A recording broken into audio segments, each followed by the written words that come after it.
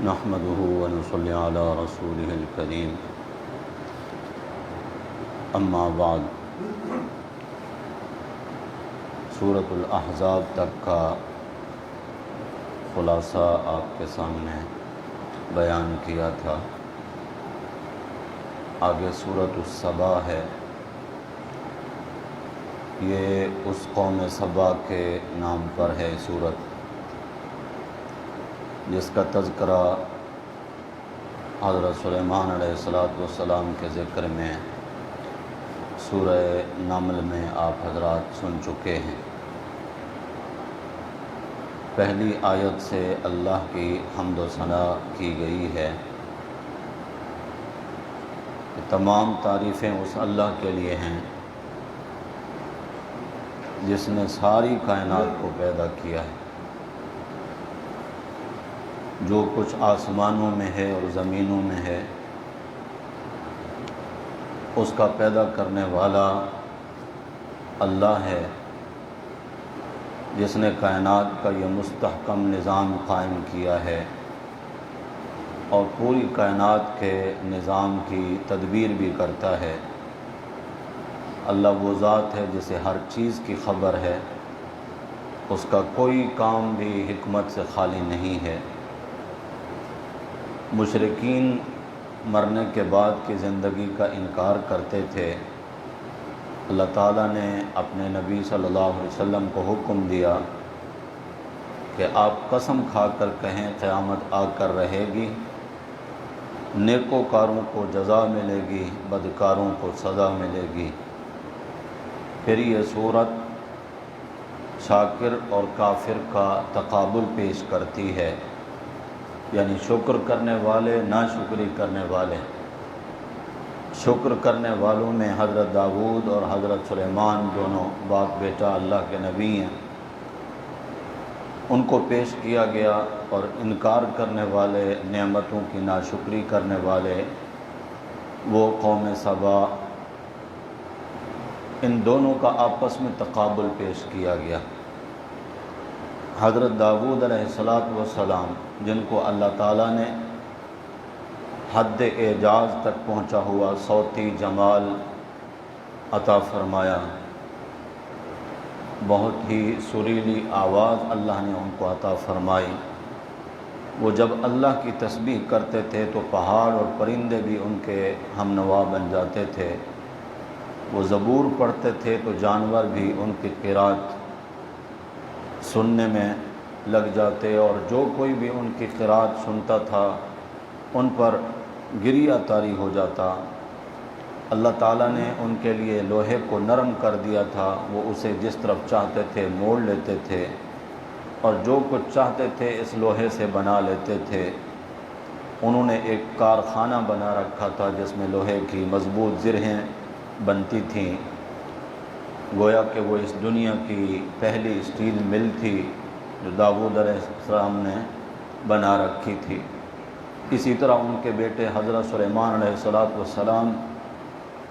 ان پر اللہ کے خصوصی انعامات ہوئے۔ اللہ نے ان کو پرندوں کی بولی سکھائی، ان کے لیے تانبا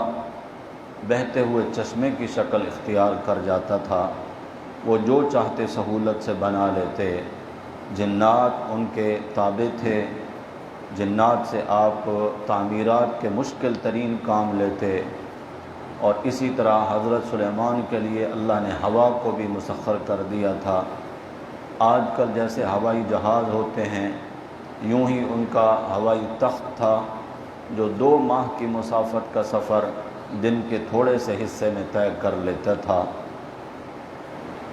ان نعمتوں کے باوجود اتنی بڑی فراوانی جو اللہ نے ان دونوں اپنے بندوں کو عطا فرمائی، تو یہ دونوں شکر کرتے تھے، تکبر میں مبتلا نہ ہوئے۔ ان کے بالمقابل اہل سبا تھے، ان کو اللہ نے رزق کی فراوانی عطا فرمائی، صحت افزا آب و ہوا بھی ان کو میسر تھی، زرخیز زمینیں بھی تھیں، پھلدار باغات بھی تھے، طویل مسافت تک 2 رویہ باغات چلے جاتے تھے، نہ گرمی نہ دھوپ ستاتی، نہ بھوک پریشان کرتی۔ اور پانی ذخیرہ کرنے کے لیے انہوں نے ایک ڈیم بنا رکھا تھا، لیکن قوم سبا نے اللہ کی ان نعمتوں کا شکر ادا نہ کیا، اور پھر وہی ہوا ان کے ساتھ جو ہر ناشکری قوم کے ساتھ ہوا کرتا ہے۔ جو انہوں نے ڈیم بنا رکھا تھا اس کا بند ٹوٹ گیا اور وہ پانی عذاب کی صورت اختیار کر گیا۔ پانی نے ایسی تباہی مچائی کہ باغات اور بستیاں بہہ گئیں، جہاں پھل اور پھول تھے وہاں جھاڑ جھنکار کے سوا کچھ بھی باقی نہ بچا، اور اہل سبا کا بھی ذکر صرف داستانوں میں رہ گیا۔ اللہ تعالیٰ نے گزشتہ اس قوم کا ذکر ہمارے سامنے جو کیا ہے، ہمیں اس بات کی طرف متوجہ کرنے کے لیے کہ ہم بھی غور و فکر کریں، کہیں اللہ کی نعمتوں کی شکر گزاری کی بجائے ہم اللہ کی ناشکری تو نہیں کر رہے۔ اور پس پردہ مشرکین مکہ کو بھی اس طرف متوجہ کیا جا رہا ہے کہ سرکشی اور کفر انسان اس وقت اختیار کرتا ہے جب اس کے پاس مال و دولت کی فراوانی ہو۔ فرعون بھی اسی لیے غرہ بنا۔ اللہ نمرود کے بارے میں بھی قرآن میں فرماتے ہیں کہ ان آتاہ اللہ الملک، نمرود جو ابراہیم علیہ السلام کے مقابل آ گیا، اللہ فرماتے ہیں ہم نے چونکہ اس کو بادشاہت دے رکھی تھی۔ تو اسی طرح مشرکین مکہ کو بھی ڈرایا جا رہا ہے کہ ثروت و غنا، مال و دولت کی فراوانی، اسی وجہ سے تم محمد صلی اللہ علیہ وسلم کی نبوت کا انکار کر رہے ہو۔ جس طرح قوم سبا کا حشر ہوا، اگر تم بھی اپنی حرکتوں سے باز نہ آئے تو تمہارا بھی وہی حشر ہو سکتا ہے۔ حضرت سلیمان علیہ السلام پر اللہ کی جو نعمتیں ہوئیں، جس کا آپ نے مختصراً ذکر یہاں سنا ہے، اتنی بڑی بادشاہت، جس بادشاہت کے لیے انہوں نے اللہ سے دعا کی، رب حب لی ملکا لا ینبغی لأحد من بعدی، اللہ مجھے ایسی بادشاہت دے کہ میرے بعد پھر کسی کو بھی نصیب نہ ہو۔ اور آج تک، آج کے اس جدید دور میں بہت زیادہ سائنسی ٹیکنالوجی رکھنے والی قوتیں بھی اس طرح اپنے آپ کو پیش نہیں کر سکتی جو ٹیکنالوجی اللہ تعالیٰ نے سلیمان علیہ السلام کو اس دور میں عطا فرما رکھی تھی۔ حضرت سلیمان علیہ السلام جن کے ہوا تابع ہے، پرندے تابع ہیں، جنات تابع ہیں، انسانوں پر ان کی حکمرانی ہے، ان کی موت کا ذکر یہاں پر اللہ نے کیا ہے۔ آپ بیت المقدس کی تعمیر کرا رہے تھے، جنات کام میں لگے ہوئے تھے، آپ کی موت کا وقت آ گیا، آپ کو اطلاع دی گئی کہ تھوڑا وقت رہ گیا ہے آپ کی موت میں۔ آپ نے اسرائیل سے کہا کہ مہلت دو، کام ابھی باقی ہے، اللہ کا گھر تعمیر ہو رہا ہے۔ انہوں نے کہا کہ جتنا وقت اللہ نے آپ کے مقدر میں لکھا ہے بس اس سے تو پھر آگے پیچھے نہیں ہو سکتا۔ آپ نے اپنے لیے محراب میں ایک شیشہ نما ایسا کمرہ بنوایا اور اس میں اللہ کی حمد و ثنا میں مصروف ہو گئے، اور ایسے انداز سے اللہ کی حمد و ثنا وہ کیا کرتے تھے جس طرح آپ نے سنا ہے۔ جو ان کا عبادت کا طریقہ تھا کہ لاٹھی کے سہارے کھڑے ہیں اور پھر گھنٹوں کھڑے ہیں یا دنوں تک کھڑے ہیں، بس وہ کیفیت آپ نے بنائی اور آپ کی روح قبض کر لی گئی، اسی حال میں آپ کو موت آ گئی۔ جنات یہ سمجھتے رہے کہ حضرت ہمیں دیکھ رہے ہیں، جس طرح آپ پہلے عبادت کیا کرتے تھے اسی طرح عبادت میں مصروف ہیں، وہ کام میں لگے رہے۔ لیکن آپ کا تو انتقال ہو چکا تھا، بڑی مدت گزر گئی، آپ کے ہاتھ میں جو عصا اور لاٹھی تھی، گھن کا جو کیڑا ہوتا ہے وہ اس لکڑی کو گھن لگا، جب اس نے لکڑی کو کھوکھلا کیا اور لکڑی گر پڑی اور اللہ کے نبی سلیمان علیہ السلام بھی گر پڑے، تب جا کے جنات کو پتہ چلا کہ ہم تو خامخواہ اتنے عرصے سے لگے رہے، جبکہ اللہ کے نبی کا تو بہت عرصہ پہلے انتقال ہو چکا۔ یہاں پر اللہ تعالیٰ بتانا یہ چاہتے ہیں کہ ایک تو یہ کہ جنات کا جو دعویٰ تھا اور جنات کی پرستش کرنے والوں کا جو دعویٰ تھا کہ وہ غیب جانتے ہیں، اللہ کی یہ خصوصیت ہے غیب کا جاننا۔ یہاں یہ بات واضح ہو گئی کہ جنات اگر غیب جانتے ہوتے تو ان کو پتہ چل جاتا کہ آپ زندہ نہیں ہیں۔ گھن کے کیڑے کے بارے میں کہا جاتا ہے کہ اتنی لکڑی کو اتنا عرصہ میں کھوکھلا کرنا سال لگ جاتا ہے، وہ اتنا جلدی نہ کیڑا لگتا ہے اور نہ ہی اتنا زیادہ جلدی اس کو کھا سکتا ہے، یعنی تقریباً 1 سال کی مدت تک آپ اسی طرح کھڑے رہے۔ دوسری بات یہ پتہ چلی کہ اللہ کا جو خاصہ ہے الحی القیوم، ہمیشہ زندہ رہنا، یہ اللہ کی شان ہے، اور ساری کائنات کو تھامے رکھنا بھی یہ اللہ کی شان ہے۔ اتنی بڑی بادشاہت کے ہوتے ہوئے بھی اپنی زندگی موت کے مالک نہیں ہیں۔ حضرت سلیمان علیہ السلام، ان کی موت زندگی اللہ کے ہاتھ میں ہے، جب اللہ نے چاہا ان کی زندگی کی ڈور کو کھینچ لیا۔ اور یہ بھی پتہ چلا کہ اللہ ہی نے ساری کائنات کے نظام کو تھام رکھا ہے۔ سلیمان علیہ السلام وفات کے بعد اپنے جسم کو نہیں تھام سکے، جب لکڑی کھوکھلا ہو کر گر پڑی تو آپ بھی خرّا، فرمایا کہ آپ بھی گر پڑے۔ تب جا کے جنات کو پتہ چلا کہ اللہ کانوا یعلمون الغیب ما لبثوا فی العذاب المہین، ہم اگر غیب جانتے ہوتے تو اتنا عرصہ ہم مشقت میں نہ پڑے رہتے۔ آپ نے دیکھا نہیں کہ یہ جو بہروپی ہوتے ہیں جنہوں نے دکانیں قائم کی ہوئی ہیں، وہ غیب کی خبریں بتاتے ہیں، نجومی ہیں۔ آپ کے کراچی میں تو اکثر کے نام کے ساتھ یا تو ہندو لکھا ہوتا ہے یا کوئی سکھ ہوتا ہے، ہوتے اکثر ایسا ہی ہیں جو دائرہ اسلام سے خارجی ہوتے ہیں۔ مسلمان جاتے ہیں ان سے کہ میری چوری ہو گئی ہے، جنات آپ کے تابع ہیں، آپ مجھے پتہ کر کے دیں کہ میری چوری کس نے کی ہے، اور وہ اپنے تخمینے اور اندازے لگا رہے ہوتے ہیں۔ اللہ کا قرآن تو جنات کی زبان ہی کہہ رہا ہے کہ اگر ہم غیب جانتے ہوتے تو اتنا عرصہ تو مشقت میں نہ پڑے رہتے۔ تو جنات غیب نہیں جانتے، فرشتے بھی نہیں جانتے، اللہ کے نبی بھی نہیں جانتے، یہ تو خاصہ ہے، یہ تو صفت ہے اللہ رب العزت کی۔ دراصل مسلمان ان چیزوں میں اس وقت ملوث ہوتا ہے جب اس کو قرآن کا علم نہیں ہوتا، اور آج ہماری یہ بہت بڑی کمی ہے کہ ہمارے پاس ہر ایک چیز کے لیے، ہر ایک کام کے لیے وقت ہے، قرآن کے لیے ہمارے پاس وقت نہیں ہے۔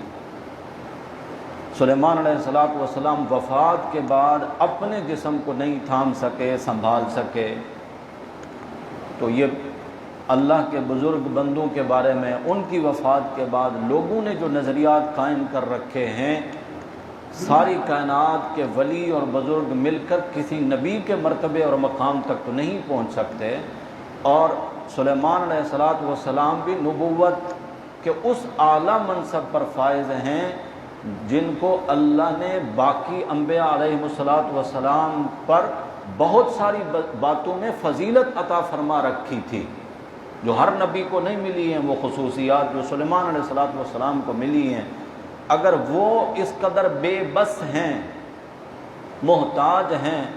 تو پھر کوئی بزرگ کیسے مختار ہو سکتا ہے؟ اللہ کے سامنے سارے کے سارے محتاج ہیں۔ اللہ تعالیٰ اسی خلاصے میں آگے سورہ فاطر جو آ رہی ہے، اسی سے اگلی سورت، اس کے آخر میں یہی اللہ تعالیٰ بیان فرماتے ہیں، ان اللہ یمسک السماوات والارض ان تزولا، اللہ ہی وہ ذات ہے جس نے آسمان کو تھام رکھا ہے کہ کہیں وہ گر نہ پڑے، ولا ان زالتا، اور اگر آسمان گرنے لگے،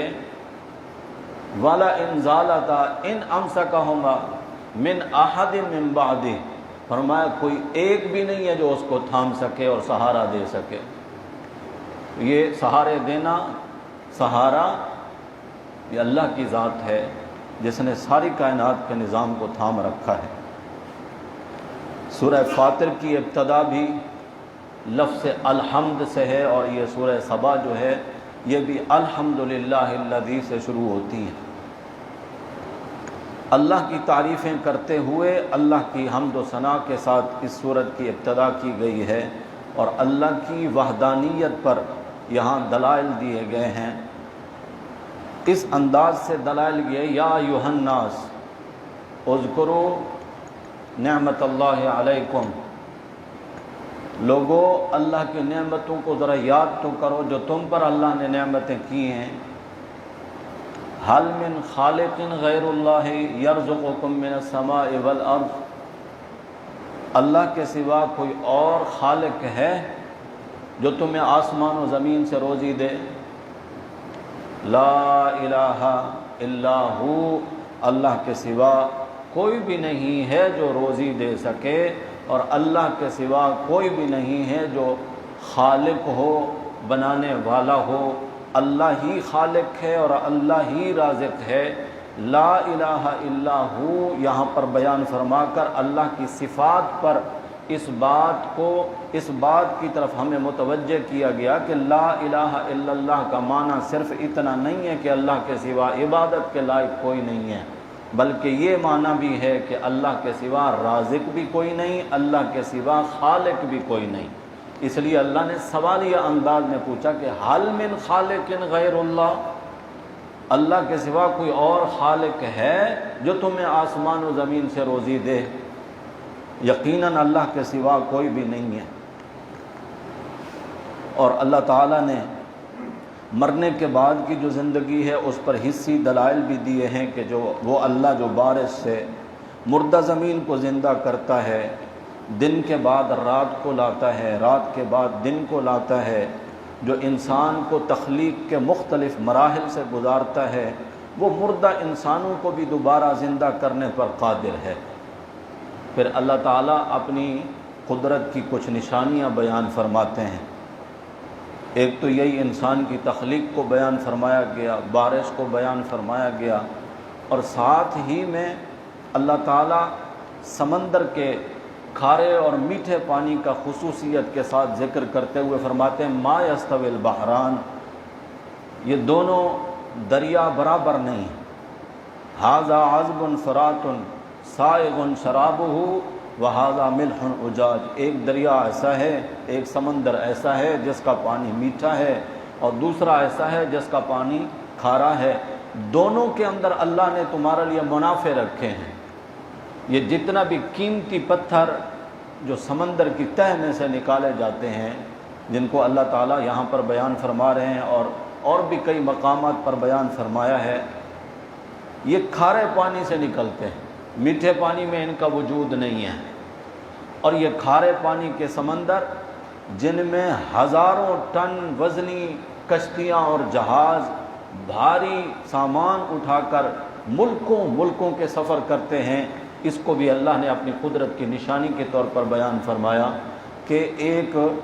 تھوڑی سی وزنی چیز بھی پانی کے اندر ڈوب جاتی ہے۔ یہ اتنے بڑے بڑے جہاز اور کشتیاں جو ایک علاقے سے دوسرے ملک کی طرف منتقل ہوتے ہیں، یہ اللہ کی قدرت کی نشانیاں ہیں۔ اللہ نے ان کو بھی تھام رکھا ہے اور اللہ ہی ان کو چلانے والے ہیں۔ اسی طرح فرمایا کہ اللہ تمہیں اس سمندر سے، دریا سے تازہ گوشت کھلاتے ہیں، مچھلی کے گوشت کی شکل میں۔ پھر یہ زمین و آسمان کا، دن رات کا یہ نظام، یہ ساری نشانیاں بیان فرمانے کے بعد اللہ کہتے ہیں ذالکم اللہ ربکم، یہ ہے تمہارا اللہ جو تمہارا رب ہے، لہ الملک، اسی کی بادشاہت ہے، سمندروں میں بھی، فضاؤں میں بھی، آسمانوں میں بھی، زمینوں میں بھی، ساری کائنات میں لہ الملک، وہ اکیلا بادشاہ ہے، اس کے سامنے کسی کی بادشاہت نہیں۔ بادشاہ کوئی اس وقت ہو سکتا تھا جب کائنات کی کوئی چیز کسی اور نے بھی بنائی ہو۔ ایک طرف میں اللہ ہوں جس نے یہ سب کچھ بنایا، تعارف کرایا پھر اپنا کہ یہ ہے تمہارا اللہ جو تمہارا رب ہے، اور اس کے بالمقابل جن کو تم مشکل کشا اور حاجت روا سمجھتے ہو، والذین تدعون من دونہ ما یملکون من قطمیر، فرمایا اللہ کے سوا جن کو تم حاجات میں ضروریات میں پکارتے ہو، بلاتے ہو مدد کے لیے، جھولیاں پھیلاتے ہو، وہ تو کھجور کی گٹھلی، اس کے اوپر باریک سا پردہ، فرمایا ما یملکون، وہ تو کھجور کی گٹھلی کے پردے کے بھی مالک نہیں ہیں۔ ایک طرف میں ایسا مالک کہ زمین و آسمان کے سارا نظام اس میں سے چند چیزیں گنی ہیں یہاں پر اللہ نے، ایک طرف میں ہوں کہ جس نے یہ سب کچھ بنایا ہے، اور ایک طرف وہ ہیں جو کھجور کی گٹھلی پر باریک سا پردہ ہے اس کے بھی وہ مالک نہیں ہیں، کیسے تم ان کو اللہ کا شریک بناتے ہو؟ یہ جو ابھی سورہ سبا کا تذکرہ گزرا ہے، اسی صورت میں اللہ تعالیٰ نے سوال قُلِ ادْعُوا الَّذِينَ زَعَمْتُم مِّن دُونِ اللَّهِ لَا يَمْلِكُونَ مِثْقَالَ ذَرَّةٍ، اللہ کے سوا جن کو تم شریک بناتے ہو، فرمایا ذرا ان کو بلاؤ، انہوں نے تو ایک ذرہ بھی نہیں بنایا، لا یملکون، ایک ذرے کے بھی وہ مالک نہیں ہیں۔ جب کوئی اس کائنات میں ایک ذرے کا مالک نہیں ہے تو اگر کوئی چیز مانگنی ہو تو مالک سے ہی مانگی جاتی ہے نا، مانگنا اس سے چاہیے جو مالک ہو، اور جو مالک ہی نہ ہو اس سے مانگنا یہ تو حماقت ہے۔ کوئی ایک چیز، کوئی بلڈنگ، کوئی پلاٹ، کوئی فلیٹ، میں اس کا مالک نہیں ہوں، اور کوئی بندہ مجھے آ کر کہے کہ آپ مجھے دے دیں، اور میں آگے سے یہ کہوں کہ میں مالک نہیں ہوں، مالک کو ڈھونڈ۔ اللہ کہتے ہیں لا یملکون مثقال ذرۃ، جن کو تم اللہ کا شریک بناتے ہو اس کائنات میں ایک ذرے کے بھی وہ مالک نہیں ہیں۔ ما لہم فیہما من شرک، مالک ہونا تو چلو الگ بات ہے، فرمایا جب میں نے یہ آسمان بنایا تھا، یا زمین جب بنائی، یا سمندر، دریا اور پہاڑ میں نے بنائے، ان میں سے بھی کوئی ایسی چیز نہیں کہ میں نے ان کو اس میں شریک کر لیا ہو کہ آؤ بھائی میرا ہاتھ بٹاؤ، میرا کام کرا دو، نہیں، نہ وہ مالک ہیں نہ وہ شریک ہیں، دونوں باتوں کو اللہ نے بیان فرمایا۔ اور یہاں سورہ فاطر میں اللہ کہہ رہے ہیں ما یملکون من قطمیر، دیکھیں اللہ سمجھانا تو یہ چاہ رہے ہیں کہ جن کو اللہ کے سوا مدد کے لیے پکارا جاتا ہے، مالک سمجھ کے، مختار سمجھ کے، وارث سمجھ کے، فرمایا وہ کھجور کی گٹھلی کے مالک نہیں۔ کہنا تو اللہ یہ چاہتے ہیں کہ انہوں نے کچھ بھی نہیں بنایا، وہ کسی چیز کے مالک نہیں، لیکن اللہ نے یہ جو اتنا بڑا چکر دیا ہے کہ کھجور ہے اور کھجور کی گٹھلی ہے اور گٹھلی کا پردہ ہے اور وہ اس پردے کے بھی مالک نہیں ہیں، کبھی ہم نے غور کیا ہے اللہ اتنی بڑی بات کیوں بیان فرما رہے ہیں کہ اس پردے کا ذکر کیا جا رہا ہے کہ آپ 1 کروڑ پردہ بھی اگر جمع کر لیں آپ سے کوئی خریدنے کے لیے 1 روپے میں تیار نہیں ہے، کیونکہ وہ پردہ کسی کام کا نہیں ہے، کسی ضرورت میں نہیں آتا۔ پھر یہاں سوال بنتا ہے کہ یا اللہ اتنی حقیر چیز، بیکار سی چیز تو نے پیدا ہی کیوں کی ہے؟ اللہ تعالیٰ فرماتے ہیں میرے بندے تیرے لیے یہ بیکار ہے، میری قدرت کا شاہکار ہے یہ، میں نے یہ پردہ لگا کر کھجور کی مٹھاس کو گٹھلی میں شامل نہیں ہونے دیا، اور گٹھلی کی کھٹاس کو کھجور کی مٹھاس میں شامل نہیں ہونے دیا۔ میں نے تیرے نازک مزاج کا خیال رکھا ہے، تیرا ذائقہ خراب نہ ہو کھجور کا، تیری نظر میں جو کروڑ پردہ بھی جمع کر دیا جائے کسی کام کا نہیں ہے، ہم نے اپنی قدرت کے شاہکار کے طور پر اس کو کھجور کی گٹھلی کے اوپر چڑھا دیا، یا غلاف چڑھا دیا، اس کے اوپر یہ پردہ چڑھا دیا۔ ما یملکون من قطمیر، یا اللہ آپ نے کہہ دیا نا کہ لا یملکون مثقال ذرۃ، وہ ذرے کے بھی مالک نہیں، اور پھر کھجور کی گٹھلی کا پردہ، فرمایا کہ یوں سمجھو کھجور قبر ہے، گٹھلی جو اس کے اندر ہے وہ میت ہے، اس کے اوپر جو پردہ ہے وہ کفن ہے، جن بزرگوں کو، نبیوں کو، ولیوں کو، اللہ کے پیاروں کو تم مختار سمجھ کے اور مشکل کشا حاجت روا سمجھ کر پکارتے ہو، وہ تو اپنے کفن کے بھی مالک نہیں ہیں۔ یہ ہے ما یملکون من قطمیر۔ اور ان تدعوہم لا يسمعوا دعاءکم، تم پکارو ان کو، لگاؤ آوازیں، وہ تمہاری پکار کو نہیں سن سکتے۔ اللہ نے سچ فرمایا، ان تدعوہم لا يسمعوا دعاءکم، اور آگے اللہ فرمایا وَلَوْ سَمِعُوا مَا اسْتَجَابُوا لَكُمْ، اگر بالفرض، پہلی بات تو یہ وہ سن نہیں سکتے، اگر بالفرض وہ تمہاری پکار سن بھی لیں، مَا اسْتَجَابُوا لَكُمْ، وہ تمہارے ذرہ برابر بھی کام نہیں آ سکتے۔ اور یوم القیامت یکفرون بشرککم، تم جو ان کو اللہ کا شریک بناتے ہو، قیامت کے دن وہ اس شرک کا انکار کر دیں گے، کہیں گے یا اللہ ہمیں کوئی خبر نہیں۔ اس مضمون کو میں سورہ یونس میں بھی بیان کر چکا ہوں۔ ہمارے یہ دروس ریکارڈ ہوتے ہیں، ویڈیو بنتی ہے، یہ محفوظ رہتی ہے، اس کو پھر بھی سنا اور دیکھا جا سکتا ہے، اور آگے لوگوں کو بھی بتایا جا سکتا ہے۔ اللہ اپنی قدرت کی نشانیاں بتا کر اپنا تعارف کرا رہے ہیں، تاکہ بندوں کے دل میں اللہ کی عظمت پیدا ہو اور پھر بندوں کے سر اپنے مالک کے سامنے جھک جائیں۔ فرمایا یہ جو ان کو شریک بناتے ہو، قیامت کے دن یہ یکفرون، انکار کر دیں گے، یہ کہیں گے ہمیں کوئی خبر نہیں۔ اللہ اکبر۔ آگے پھر اللہ تعالیٰ سوالیہ انداز میں پوچھتے ہیں، زمین و آسمان کے اس نظام میں دھوپ اور سایہ برابر نہیں، دیکھنے والا اور نابینا اور بینا یہ دونوں برابر نہیں، زندہ اور مردہ برابر نہیں۔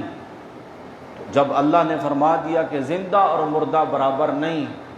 اور حقیقت بھی یہی ہے کہ جو کام زندہ کر سکتا ہے وہ مردہ نہیں کر سکتا، تو زندہ بزرگ سے تو کہا جا سکتا ہے کہ آپ میرے حق میں دعا کریں، لیکن مردہ بزرگ سے کیسے کہا جائے؟ وہ تو دونوں برابر نہیں ہیں۔ زندہ سنتا ہے، مردہ سن نہیں سکتا، زندہ مانگ سکتا ہے، مردہ مانگ نہیں سکتا،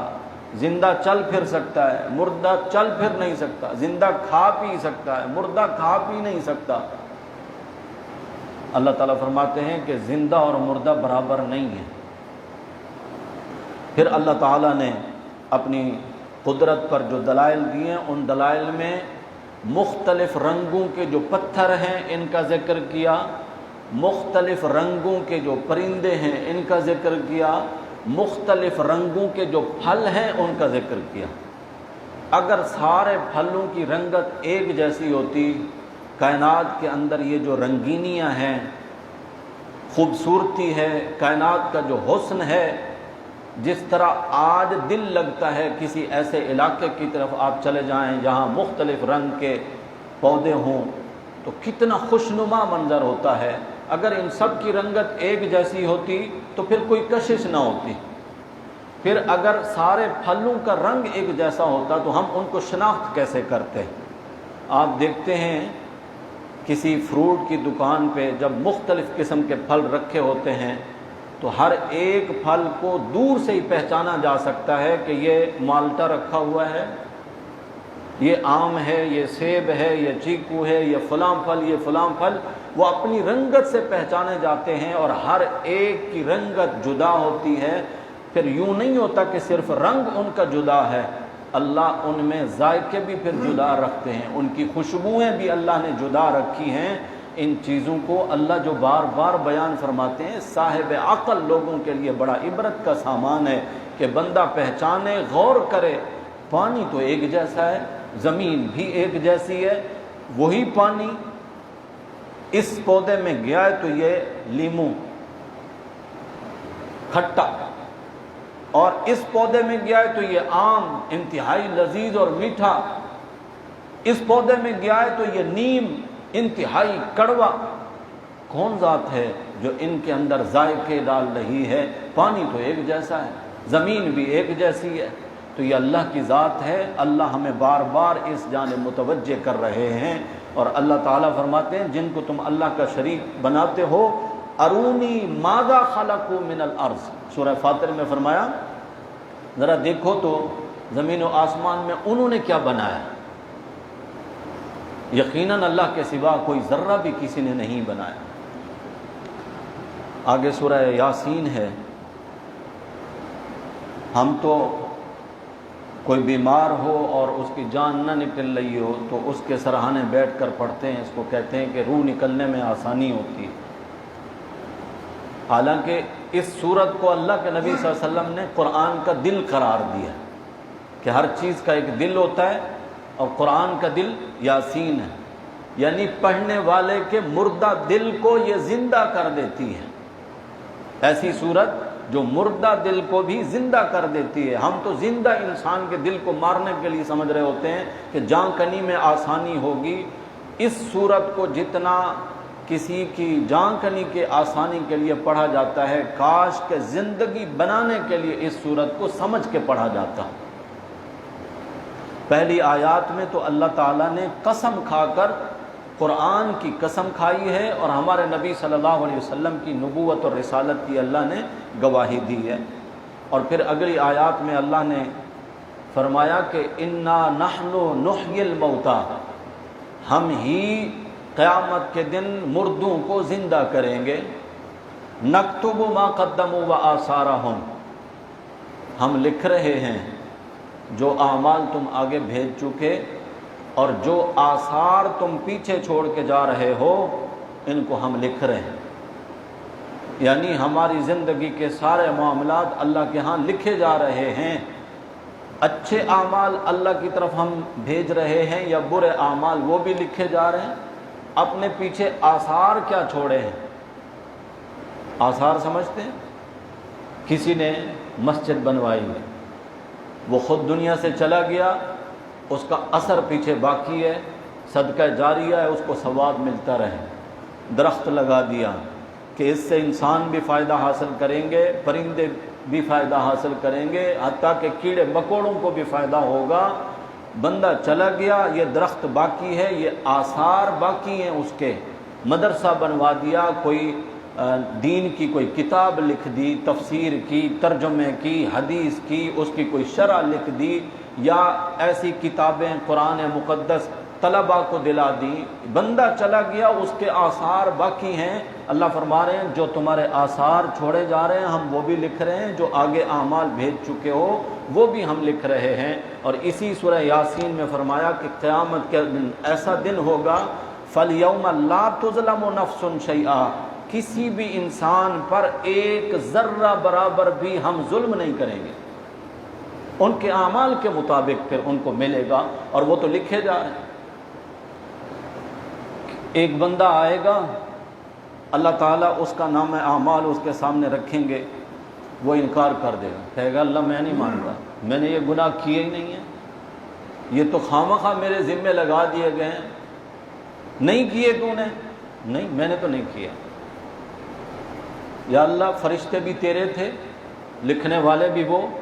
میرے پاس تو کوئی تھا ہی نہیں نا۔ اللہ تعالیٰ کیا کریں گے؟ الیوم نختم علی افواہہم، اللہ اس کی زبان پر مہر لگا دیں گے، زبان اس کی بند ہو جائے گی۔ یہ الفاظ یاسین پڑھنے والوں کے تو زبان پہ جاری ہو جاتے ہیں نا۔ الیوم نختم علی افواہہم وتکلمنا ایدیہم وتشہد ارجلہم بما کانوا یکسبون، فرمایا ہم اس کی زبان پر مہر لگا دیں گے، زبان جب بند ہو جائے گی اس کے ہاتھ بولنے لگیں گے، ہم سے کلام کریں گے اس کے ہاتھ، اس کے پاؤں بولیں گے، گواہی دیں گے، یا اللہ یہ کن راستوں پر چل کے گیا تھا، اچھے راستے تھے، مسجد کے راستوں پر آیا تھا یا برائی کے راستے پر چل کے گیا تھا، ہاتھوں سے غریبوں کو نفع پہنچایا تھا یا کسی پر ظلم اور زیادتی کی تھی، یا یہ ہاتھ کہاں کہاں استعمال ہوئے؟ اللہ فرماتے تکلمنا ایدیہم، تیرے ہاتھ ہمارے ساتھ باتیں کریں گے، تیرے پاؤں گواہیاں دیں گے۔ اس وقت اللہ فرمائیں گے یہ تو تیرے ہیں نا، چلو لکھنے والے فرشتے میرے تھے، تیرے بقول انہوں نے ایسے ایسے گناہ لکھ دیے جو تو نے کیے نہیں تھے، اب یہ جو گواہی دے رہے ہیں یہ تو میرے نہیں، ہاتھ بھی تیرے، پاؤں بھی تیرے۔ اور سورہ حامیم سجدہ میں فرمایا کہ انسان کی یہ جو جسم کی کھال ہے یہ بھی اس کے خلاف گواہی دے گی، اور پھر یہ چیخ اٹھے گا، کہے گا کہ میرے خلاف تم کیوں بول رہے ہو۔ تو آگے سے یہ ہاتھ، پاؤں اور انسان کے جسم کے اعضاء کہیں گے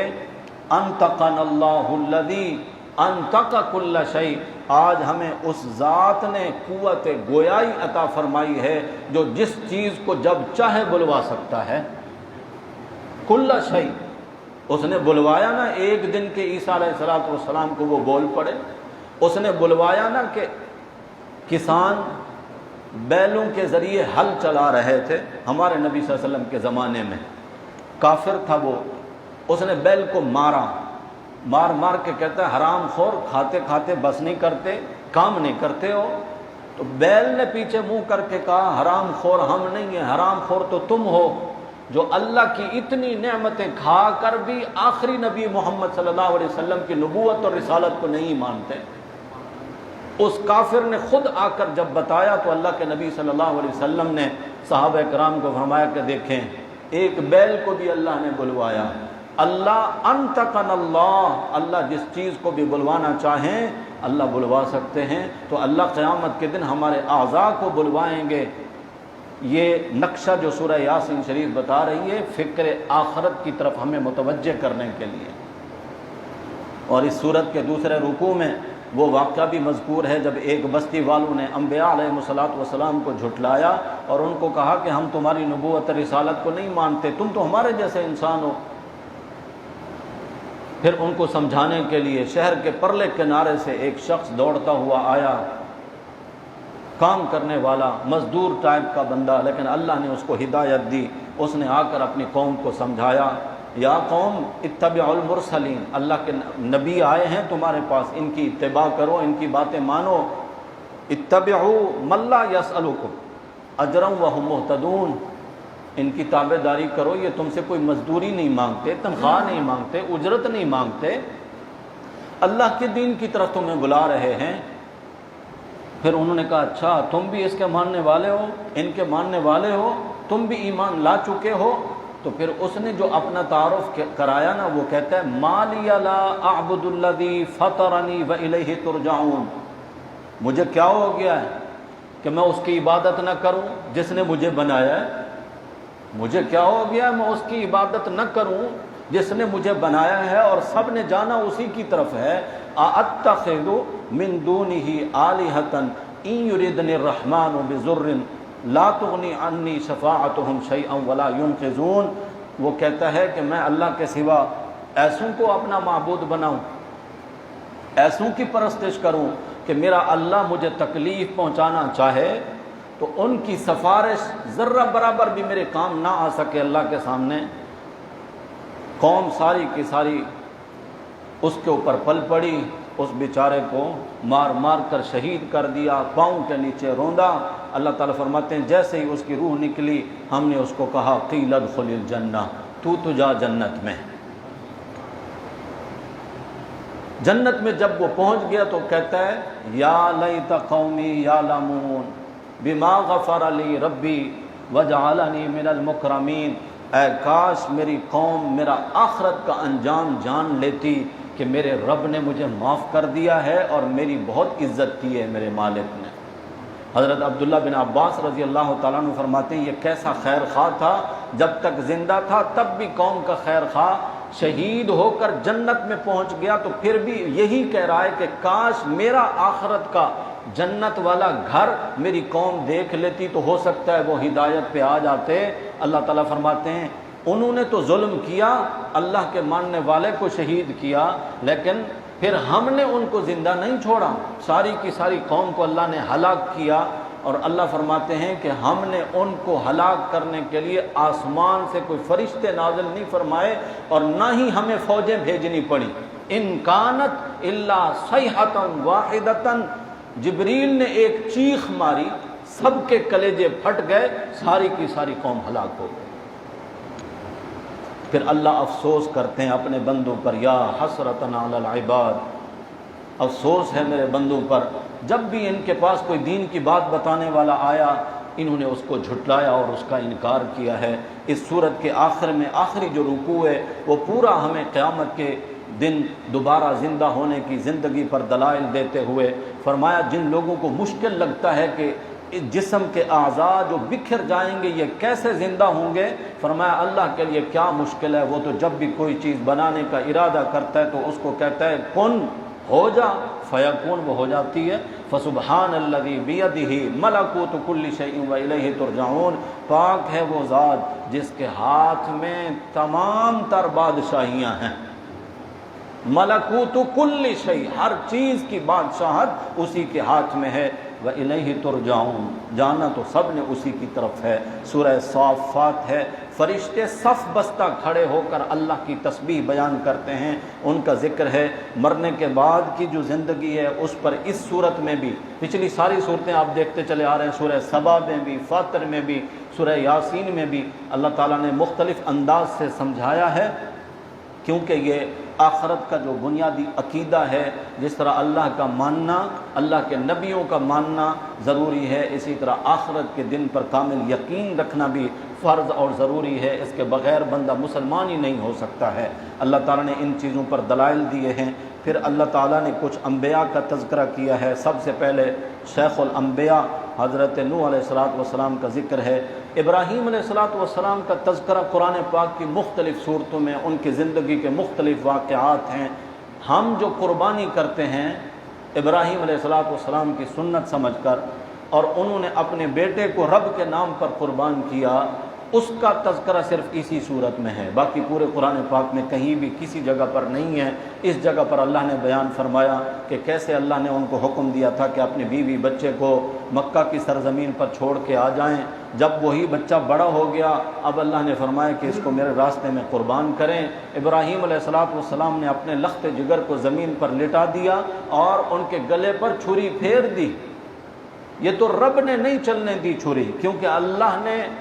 حضرت اسماعیل کو زندہ رکھنا تھا، جنت سے مینڈھا بھیجا، اس کی قربانی کرا دی اور فرمایا کہ میرے ابراہیم آپ نے تو اپنے زعم میں اپنا بیٹا ہی ذبح کیا ہے، یہ تو ہم نے ان کو بچایا ہے، ایک مینڈھا آپ کے ہاتھوں ذبح کرایا ہے، میرے پیغمبر ہم آپ کو آپ کے بیٹے کی قربانی کا ثواب دیں گے۔ اور یہ کہنا سننا تو بہت آسان ہے، ہم سے تو آج ایک جانور کی قربانی نہیں ہوتی ہے جس پر چند روپے خرچ ہوتے ہیں۔ اگر یہ بیٹے کی قربانی ابراہیم علیہ السلام کے ہاتھوں ہو جاتی، ہونی تو نہیں تھی، کیونکہ اللہ کی حکمت میں یہی تھا، اللہ تو صرف ان کا امتحان لینا چاہتے تھے، اور امتحان بنتا بھی تب ہے کہ ابراہیم علیہ السلام کو پتہ نہیں تھا کہ میرا بیٹا بچ جائے گا، انہوں نے تو قربان کر دیا تھا، یہ علم اللہ کے پاس تھا کہ آگے کیا ہونے والا ہے۔ یہ ڈرامے کے کرداروں کو، ایکٹروں کو پتہ ہوتا ہے کہ آگے کیا ہوگا، اس کا اینڈ کیا ہوگا، حقیقت کیا بنے گی، اور جو کچھ دکھایا جا رہا ہے وہ کچھ اور ہے۔ ابراہیم علیہ السلام کو علم نہیں تھا کہ میرا بیٹا بچ جائے گا اور مینڈھا آئے گا جنت سے اور وہی ذبح ہوگا، لیکن ہوا کیا کہ جب ابراہیم علیہ السلام اس قربانی سے فارغ ہوئے نا، تو اللہ کہتے ہیں سلام علی ابراہیم، ابراہیم تجھ پر سلام ہوں، بڑا مشکل امتحان تھا، ان ھذا لہو البلاء المبین، اللہ کہتے ہیں امتحان تو بڑا مشکل تھا، ابراہیم نے 100 میں سے 100 نمبر لے کر کامیابی حاصل کی ہے، اس لیے اللہ کہتے ہیں سلام علی ابراہیم، اے ابراہیم تجھ پر سلام ہوں کہ تو نے خواب میں دیکھی تھی ایک بات کہ میں نے اللہ کے راستے پر، اللہ کے نام پر اپنے بیٹے کو قربان کرنا ہے، اور حقیقت میں بھی قربان کر دیا ہے۔ پھر اللہ تعالیٰ نے کچھ اور انبیاء کا بھی تذکرہ کیا، اور آخر میں کچھ تفصیل کے ساتھ حضرت یونس علیہ السلام کا تذکرہ ہے، جن کا تذکرہ آپ سورہ یونس میں بھی سن چکے ہیں۔ یہاں صرف ایک بات کی طرف اشارہ کر کے اپنی بات کو ختم کرتا ہوں۔ اللہ فرماتے ہیں یونس علیہ السلام جب مچھلی کے پیٹ میں چلے گئے، لولا انہ کان من المسبحین، اگر وہ ہم سے مدد طلب نہ کرتے اور اگر ہماری تعریفیں اور تسبیح نہ کرتے، لَلَبِثَ فِي بَطْنِهِ إِلَى يَوْمِ يُبْعَثُونَ، فرمایا قیامت تک یونس مچھلی کے پیٹ میں رہتے، ان کو وہاں سے کوئی نکالنے والا نہ ہوتا۔ اللہ کے نبی محتاج ہیں، اللہ کہہ رہے ہیں اگر وہ میری تسبیح نہ کرتے نا تو میں ان کو مچھلی کے پیٹ سے نہ نکالتا۔ مچھلی کے پیٹ سے نکالا، ساحل سمندر پہ ڈالا، اللہ کے نبی 40 دن تک مچھلی کے پیٹ میں رہ چکے تھے، نحیف ہو گئے تھے، کمزور ہو گئے تھے، بیماری والی کیفیت تھی، اور اللہ تعالیٰ نے انبتنا علیہ شجرۃ من یقطین، کدو کی لوکی کی بیل ان کے اوپر اگا دی، جس کی خاصیت یہ ہے کہ اس پہ مکھی نہیں بیٹھتی، کہ میرا بیمار پیغمبر ہے ان کے جسم پر مکھی نہ بیٹھے۔ کدو کی بیل کا سایہ کیا اور پھر اپنی قدرت کن فیکون کی ہانڈی میں پکا پکا کر اللہ کھلاتے بھی رہے ان کو، اور جب وہ صحت یاب ہو گئے تو اللہ تعالیٰ فرماتے ہیں ارسلناہ الی 100,000 او یزیدون، 1,00,000 سے بھی زائد لوگوں کو ان کے استقبال کے لیے بھیجا گیا۔ اللہ کے نبی ان لوگوں کے پاس واپس پہنچے جو اللہ کے عذاب سے بچ گئے تھے، یونس علیہ السلام کی قوم، لیکن بالآخر بعد میں پھر وہ اپنی پرانی روش پر آ گئے تھے۔ اس قوم کا تذکرہ ہے اس سورت کے اختتام پر ہمیں بتایا گیا ہے کہ ہمارے جو پیغام پہنچانے والے بندے ہیں ان سے ہمارا وعدہ ہو چکا ہے، وہی غالب رہیں گے، وہی منصور رہیں گے،